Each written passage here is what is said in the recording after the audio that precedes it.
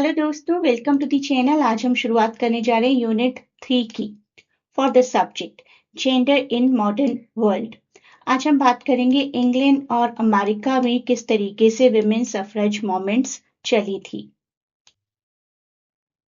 There is a dedicated channel also for all the CBCS and NEP students of English Honors Delhi University, जहाँ पर आपको exams के आसपास काफ़ी tips मिलती रहती हैं, वीडियोस के अपडेट्स मिलते रहते हैं और बहुत सी इंपॉर्टेंट इंफॉर्मेशन जो कि आपके एग्जाम्स में काम आएंगी।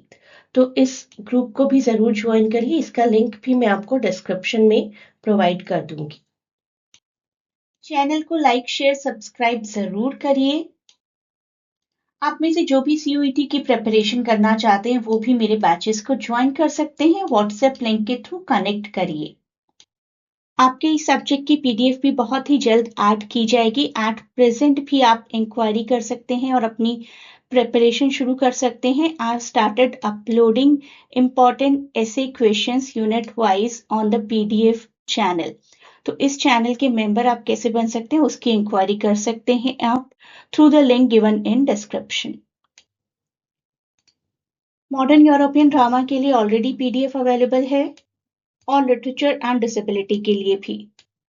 इन दोनों PDFs की क्वेरीज भी आप कर सकते हैं और काफी पॉपुलर हो रही हैं ये दोनों ही PDFs। जिस स्टूडेंट ने भी ऑप्ट किया है काफी लाइक कर रहे हैं। आज बात करेंगे women suffrage movement US and Britain की।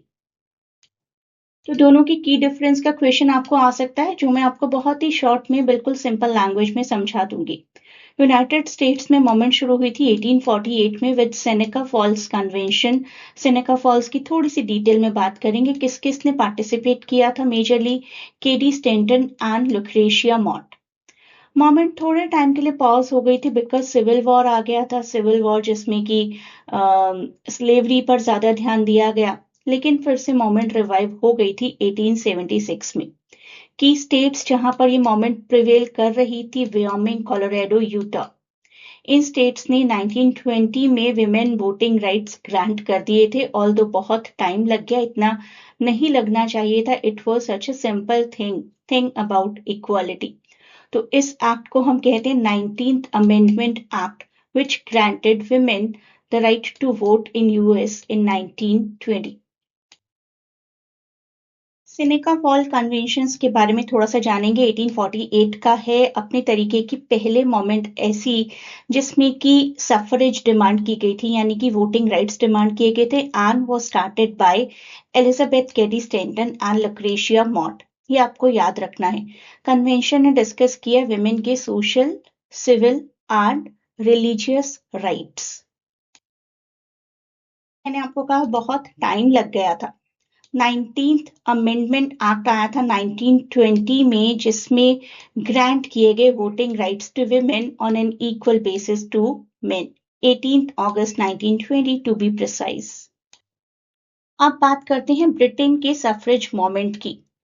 और यहाँ पर एक बहुत बड़ा नाम आएगा JS मिल का, who after being elected as MP उन्होंने सपोर्ट किया फीमेल मूवमेंट्स को। 1866 में पार्लियामेंट को एक पिटीशन दी गई थी, लेकिन पीरियड कुछ खास अच्छा नहीं रहा। It was called an apathy period.